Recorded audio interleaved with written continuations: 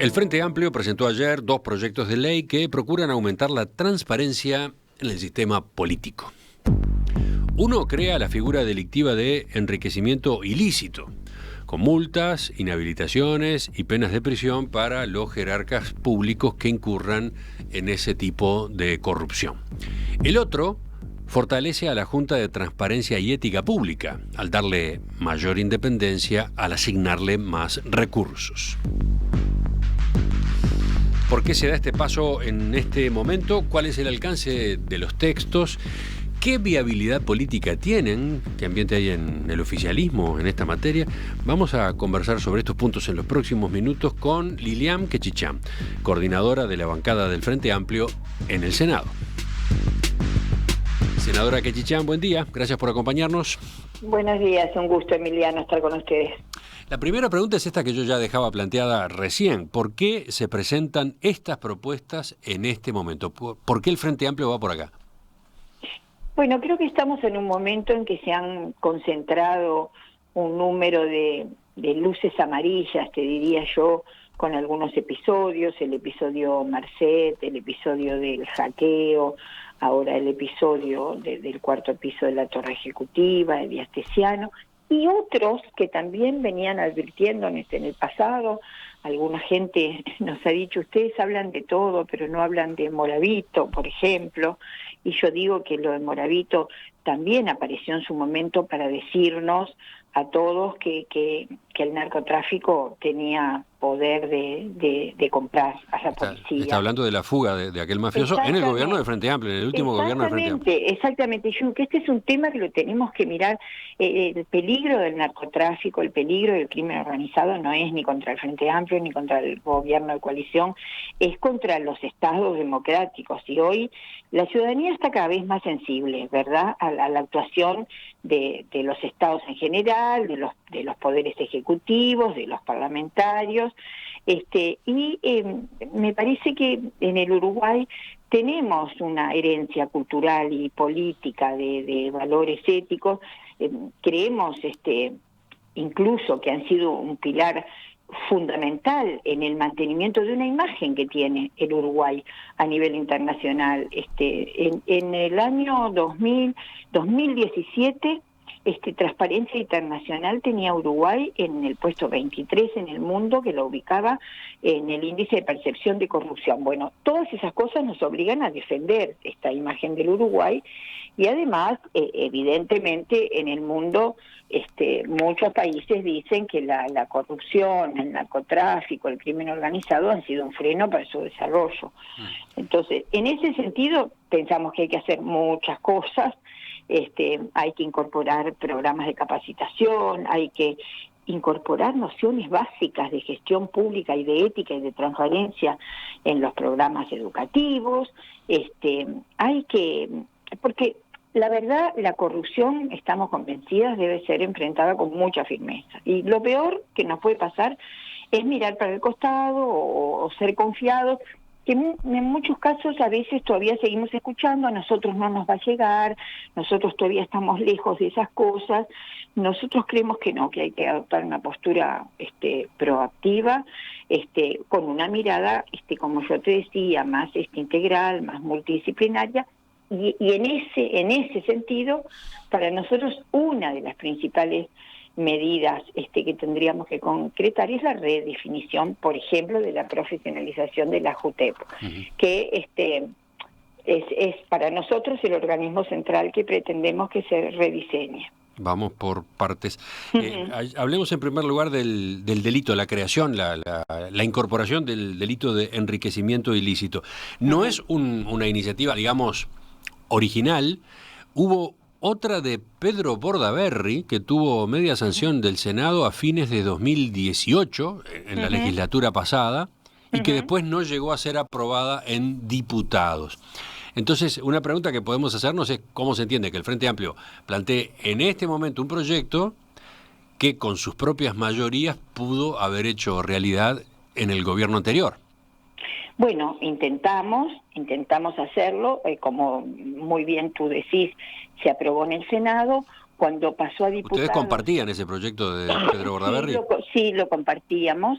y en ese momento llegó a la Cámara de Diputados en el momento prácticamente en que se hacía el inicio de la campaña electoral. Cayó casi en finales del 2019, un poco antes, creo que en agosto-septiembre del 2019, y no se pudo tratar.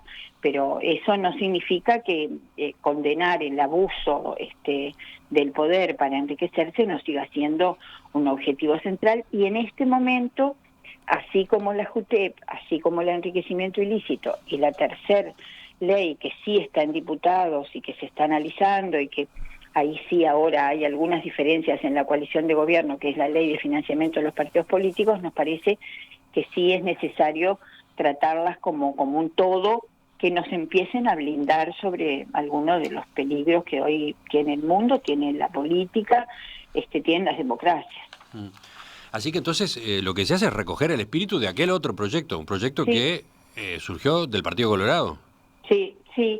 Lo que se busca es, como dice la exposición de motivos, es penalizar las conductas que sean, lo que hay es un vacío, ¿verdad?, en el derecho penal uruguayo, sin ignorar que igual hay avances, y ya contamos con algunas figuras delictivas que están vinculadas de manera directa, pero el enriquecimiento patrimonial, que ya se considera un agravante en varios de los delitos, en general delitos contra la administración pública, nos parece que por lo tanto no sería tan novedoso ni tan dificultoso incorporar esta figura, que para nosotros completaría, vuelvo a repetirte, este conjunto de leyes que nos permitirían dar buenos pasos de protección al Uruguay, a su democracia, a su transparencia. Voy a lo que dice el proyecto para el oyente, porque puede preguntarse el oyente qué quiere decir esto, qué implica, a qué se está aludiendo exactamente con enriquecimiento ilícito.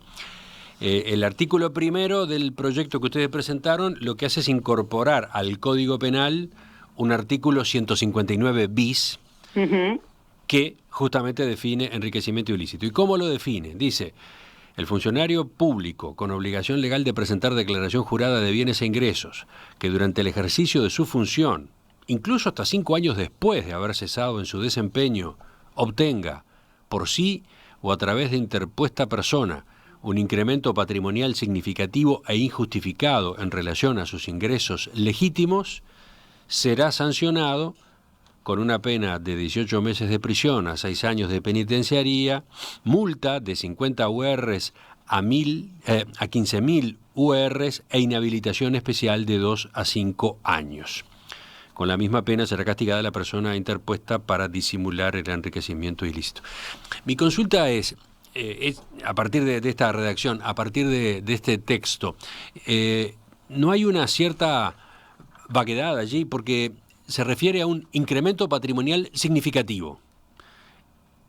Recuerdo que cuando se discutía el proyecto de Pedro Bordaberry hubo cuestionamientos a este planteo justamente, ¿no? A que la redacción era un tanto ambigua. ¿Qué dice usted? Bueno, también en ese artículo primero que tú acabas de leer, se deja claramente que la prueba del enriquecimiento a la que habla este artículo va a estar a cargo de la Fiscalía. La Fiscalía debe imputar al imputado y debe buscar las justificaciones y las pruebas. A ver, dice, la prueba del enriquecimiento a que se refiere este artículo será de cargo de la Fiscalía, debiendo intimar al imputado la justificación y prueba razonable de su procedencia, sin perjuicio de los demás medios de prueba disponibles. Este es un proyecto de ley, ¿verdad? Por lo tanto, siempre se puede mejorar. Nosotros lo que queremos es dar la señal. No creo que sea vago, creo que pone en manos de la Fiscalía la justificación de ese enriquecimiento y las pruebas, obviamente. No, lo digo porque el término significativo, sí, el adjetivo significativo... que no tuvieran relación con sus ingresos legítimos. Digamos, está unido a que no tengan una justificación en relación a sus ingresos legítimos. Entonces, me parece que la señal es importante, las redacciones siempre se pueden mejorar, las garantías obviamente hay que preservarlas, pero la señal me parece que es importante darla. Después aclara que se entenderá que hubo enriquecimiento no solo cuando el patrimonio se hubiera incrementado con dinero, bienes muebles o inmuebles u otros valores, sino también cuando se hubiesen cancelado deudas o extinguidas obligaciones que lo afectaban. ¿Por qué es necesaria esta precisión? Bueno, porque hay muchísimos ejemplos en el mundo que después incluso de cesar en sus cargos, algunas personas hacen algunas operaciones de cancelación de deudas injustificadas de acuerdo a los ingresos que hayan tenido y que pueden tener relación con su vida anterior o con la vida o con el ejercicio del poder público, porque acá estamos hablando de cuando uno habla de estos hechos, habla de corrupción porque están vinculados con el poder, con lo público, ¿verdad? Con los dineros públicos. Uh-huh. A ver, aclaremos a quiénes alude, a quiénes abarca este proyecto. Yo leí el texto y comienza diciendo: el funcionario público con obligación legal de presentar declaración jurada de bienes e ingresos. Esto abarca a una enorme variedad de empleados públicos. Sí. Sí, después No, se lo digo porque se tiende a pensar, capaz que el oyente está pensando inmediatamente en senadores, diputados, ministros, presidente, vicepresidente. No, esto baja muchísimo en la escala, ¿no? Al resto de los cargos de confianza, los que requieren venia del Poder Legislativo. Funcionarios policiales, por ejemplo. Sí, funcionarios policiales, sí. Es un margen amplio de personas que puedan tener vínculo directo en la administración del Estado. Le hacía esta precisión porque después está el artículo 2, que lo que hace es castigar de manera más severa a quien incurre en enriquecimiento ilícito, pero es un funcionario que ocupa o ocupó un cargo electivo o de particular confianza, ¿no?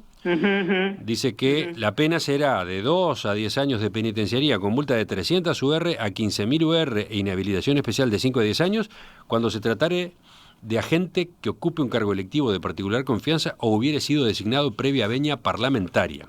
Exacto. Acá se quiso hacer la distinción de que efectivamente un cargo electivo que tuvo, que depositó la confianza de la gente, o alguien de particular confianza de, por ejemplo, el presidente de la República, o de particular confianza de un ministro, de particular confianza de un parlamentario, hubiera o alguien que necesitara la venia, como son miembros de fiscales, indudablemente embajadores, hay un número importante, bueno, las empresas públicas, ¿no?, que requieren venia, todos los directorios de las empresas públicas. Sí, se abre allí a un agravante especial a este tipo de funcionarios públicos. Pero vuelvo a repetir, es un proyecto de ley. Nosotros creemos que estos 3 proyectos que nosotros tenemos intenciones de que se debatan, la fortaleza que podrían tener, indudablemente, la necesidad primero de tener los votos de la coalición de gobierno, porque nosotros, el Frente Amplio, no tiene los votos necesarios, pero no solo para que se apruebe o no, sino porque sería muy importante tener un respaldo importante del sistema político atrás de estas ideas, digamos, que contienen estos proyectos de ley. Sobre eso quería preguntarle enseguida, pero antes veamos por lo menos algunas pinceladas del otro proyecto. El Frente Amplio presentó ayer en el Senado 2 proyectos de ley que procuran aumentar la transparencia en el sistema político. Sobre este paso estamos conversando con la senadora Lilian Quechichán, de Fuerza Renovadora, Frente Amplio, coordinadora además de la bancada del Frente Amplio en la Cámara Alta. Recién le preguntábamos por uno de ellos, el que crea la figura delictiva del enriquecimiento ilícito. Y ahora quiero ir al otro, el proyecto de ley para el fortalecimiento de la JUTEP, así se titula. Una aclaración para los oyentes. El primero, del cual hablábamos en los minutos iniciales, es un proyecto bien breve, tiene 2 artículos nada más, y una exposición de motivos también muy breve, diría de 1 página y media. Este otro, en cambio, es todo lo contrario. Este otro, en total, se lleva, ¿cuántas páginas? 24. Tiene una larga exposición de motivos y tiene 35 artículos. Introduce varias modificaciones a la JUTEP. En primer lugar, se propone una junta que tendría un accionar similar a la Institución Nacional de Derechos Humanos y con características de un ente autónomo autárquico. ¿Podemos explicar el cambio de la figura, justamente? Sí, la redefinición de la JUTEP implica, como dice la exposición de motivos, modificaciones tanto en la naturaleza jurídica, pero fundamentalmente en profundizar su nivel de independencia, y también implica modificaciones en las potestades y en los cometidos, y le da una mayor discrecionalidad. Entonces, lo primero que habla es de la autonomía, y ahí la figura que tú mencionabas, similar a la Institución Nacional de Derechos Humanos, porque no estaría sujeta a ninguna jerarquía y tendría un funcionamiento autónomo y no podría recibir instrucciones ni órdenes de ninguna autoridad. Es decir, se profundiza, en el capítulo primero se habla fuertemente de la autonomía y de los organismos obligados por ley y a los incumplimientos. Y después también se incorporan en los cometidos un número mayor de los cometidos que hoy tiene la JUTEP, que puede ser, asesorar a los organismos judiciales con competencia penal, obtener pruebas documentales, promocionar normativas, hacer gestiones y custodiar las declaraciones juradas, actuar como un órgano de control, mantener vínculos con organismos internacionales de la materia, que nos parece a nosotros, tanto la OEA como las Naciones Unidas han trabajado en ámbitos especializados en estos temas. Hacer seguimiento de la imparcialidad con las cuales se ejecutan contratos públicos, por ejemplo, de bienes, de obras, de servicios, hacer un informe anual, igual que lo hace la Institución Nacional de Derechos Humanos, tener una comunicación fluida con el resto de la administración pública, y con potestades también de que todos los organismos que están obligados por esta ley, que son unos cuantos, y llevaría todo el programa, pero estamos hablando del Poder Legislativo, del Poder Ejecutivo, del Poder Judicial, del Tribunal de Cuentas, de la Corte Electoral, de lo contencioso, los gobiernos departamentales, los entes autónomos, los servicios centralizados. Es un número muy importante. Todos esos organismos van a estar obligados por esta ley y por la regulación que se haga de ella, obviamente, sobre informando haciendo sus informes. Y también tiene como potestad la JUTEP evaluar y controlar esas declaraciones juradas, porque mire lo que nos está pasando ahora se está violando. La ley que existe ahora es que estamos obligados los parlamentarios, por ejemplo, a entregar en determinado momento del año, estamos obligados cuando terminan nuestros periodos a informar nuestro patrimonio, y cuando comenzamos un nuevo periodo de función pública también. Hace meses que hay algunos senadores, incluso algún miembro del Poder Ejecutivo, está violando estas condiciones y no pasa absolutamente nada. Y eso nos parece que es muy grave. Entonces es necesario darle potestades nuevas, mucho más profundas a la JUTEP, porque sí, usted también alude a dos casos en los que sí, lo que está en juego es la declaración jurada del cónyuge de ese funcionario, ¿no? Sí, pero la ley lo obliga. La ley obliga, y hay una discusión sobre si eso es constitucional o no. La verdad que es la primera vez que se plantea. La ley se viene aplicando sin ningún inconveniente desde hace muchísimos años, pero lo más grave, podrá ser inconstitucional. Incluso el senador involucrado ahora acaba de hacer un recurso de inconstitucionalidad, pero la realidad es que la ley está vigente y hoy está siendo violada. Y eso es grave para un país democrático, y justamente vinculado a una JUTEP que, nosotros además tenemos muchos otros ejemplos de críticas de cómo está funcionando hoy la JUTEP. Nos ha pasado en estos últimos días el pedido que la justicia le hace a la JUTEP sobre el acuerdo con Patón Nati fue realmente increíble, porque la propia JUTEP reconoce que el presidente de la ANP, por ejemplo, actuó fuera de sus potestades, y no dice absolutamente nada. La tercer miembro del directorio pide la información y no tiene acceso, no tiene códigos para entrar a la computadora para mirar los expedientes. La delegada de la oposición, es decir, está habiendo muchos problemas en un organismo que para nosotros es importante y que es débil. Es débil ahora y fue débil también en nuestros gobiernos. Eso también hay que decirlo. Pero Sí, uno sí, tiene que estoy aprender de recordando. la experiencia, ¿verdad? Tiene que aprender. Estoy recordando, digamos, la descripción que hacía Ricardo Gil Iribarne, presidente de la JUTEP, cuando ocupaba el cargo, a propósito de las enormes limitaciones con las que debía moverse, ¿no? Para Sí. empezar, el equipo muy reducido que lo acompañaba, la tarea que en buena medida le quedaba a él mismo, en algunos casos muy complejos y muy importantes, simplemente como ejemplos de lo que él denunciaba como una JUTEP, no digo inoperante, pero casi, ¿no?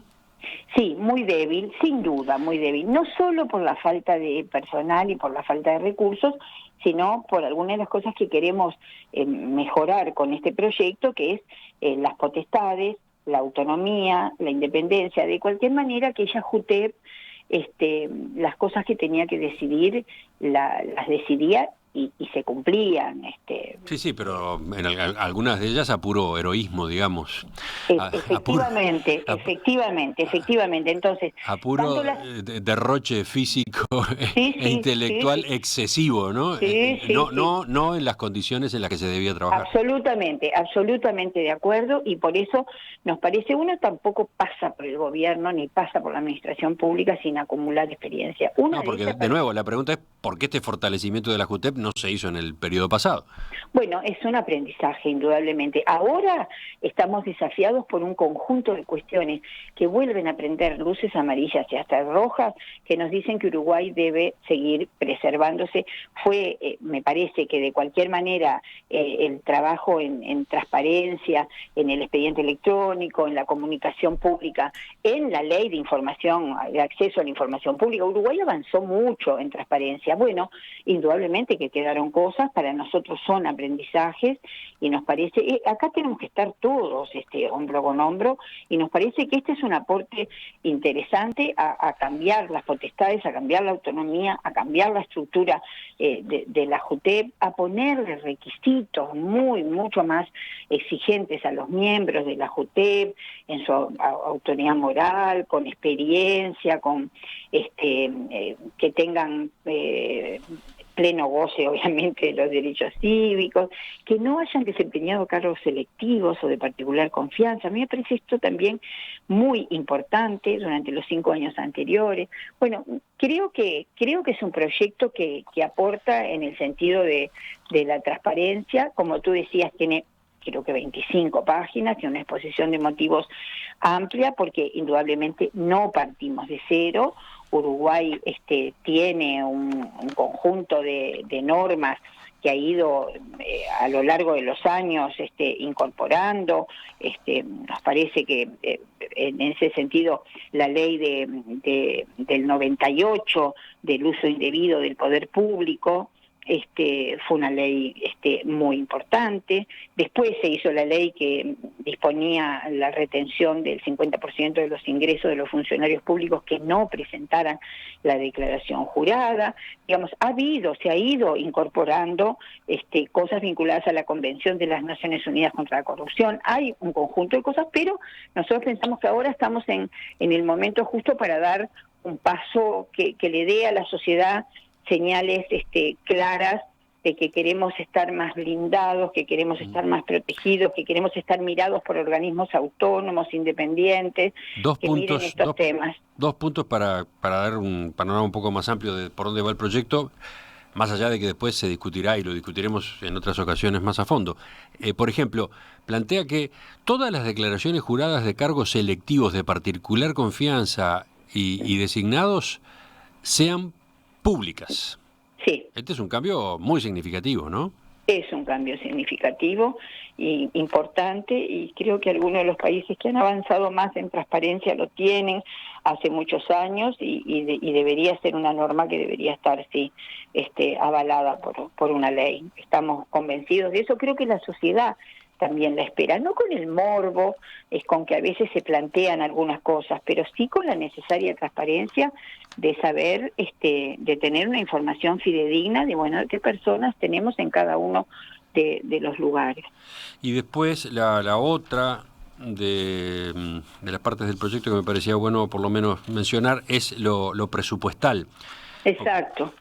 Porque decíamos que es un ente con mayor autonomía que el actual, pero dice en su artículo 26 del proyecto, el presupuesto de la JUTEP deberá ser el adecuado para garantizar su funcionamiento autónomo y deberá asegurar la infraestructura y dotación de personal necesaria para el buen desempeño de la JUTEP en todos los ámbitos de su competencia. Uh-huh. De nuevo, queda esto a definir, pero hay un, ¿cómo decirlo?, un concepto, hay una descripción conceptual de cómo debe ser el presupuesto. Sí.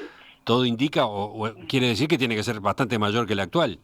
Sin duda, mucho mayor que el actual, porque para garantizar un funcionamiento autónomo y asegurar, como dice el artículo 26, una infraestructura adecuada para el buen desempeño, después en el 27 también dice que es el Consejo Administrativo que elaborará el presupuesto, que lo eleva a la Asamblea General, y la Asamblea General lo tiene que incluir en el presupuesto de la Comisión Administrativa del Poder Legislativo, para que lo considere la Cámara de Senadores. Es decir, por eso es bastante parecido a lo que tenemos en la Institución Nacional de Derechos Humanos, o al comisionado parlamentario incluso, que también dependen de la Comisión Administrativa del Poder Legislativo. Yo creo que esto es fundamental, porque podemos hablar de maravillosas ideas, pero si después no están sostenidas por un presupuesto que asegure su funcionamiento autónomo, como decimos acá, que para nosotros eso es muy importante, bueno, creo que hay que expresarlo claramente, y ahí hay que dar un paso porque nos va a prevenir de muchas otras dolores de cabeza o dificultades en el futuro. Así nos lo dicen muchos países que han avanzado fuertemente en estos temas y han preservado la transparencia de las acciones, no solo de gobierno, sino las públicas en general. Vuelvo al final sobre algo que usted mencionó al pasar. ¿Qué margen político hay para que se aprueben estos proyectos? Quiero decir, ¿lo han discutido con el actual oficialismo? No, discutido no, es decir, el actual oficialismo sabe desde hace un tiempo que la bancada del Frente Amplio estaba trabajando sobre estos proyectos de ley. Ayer ingresaron formalmente a la Cámara de Senadores en la sesión ordinaria que se realizó en el día de ayer. Van a pasar seguramente a la Comisión de Constitución y Legislación, y ahí veremos cuál es la postura del oficialismo. Nosotros tenemos expectativas de poder, con estos proyectos, abrir un espacio amplio de diálogo ante vuelvo a repetir, algunas no, de acuerdo, pero una cosa es alarmas. Una cosa es diálogo y otra cosa es concreción, ¿no? Bueno, porque si no queda en un gesto político nada más, en la generación de un hecho político, y después se diluye. Efectivamente, nosotros no lo presentamos solo como un hecho político, porque un proyecto de 25 páginas elaborado, trabajado durante un buen tiempo, no es solo una cosa marketinera. Al contrario, por el contenido, por el momento del que estamos hablando, nos parece que es suficientemente serio. Ahora, sin diálogo tampoco hay acuerdo, es decir, no podemos sustituir, no podemos saltearnos el diálogo, y ese diálogo en el Parlamento es el lugar natural en el que se debería dar, y creo que se va a dar, y cada uno podrá ir transparentar lo que opina sobre estos proyectos. Senadora Lilian Quechichán, coordinadora de la bancada del Frente Amplio en la Cámara Alta, le agradezco su participación esta mañana. Un gusto, como siempre, a las órdenes.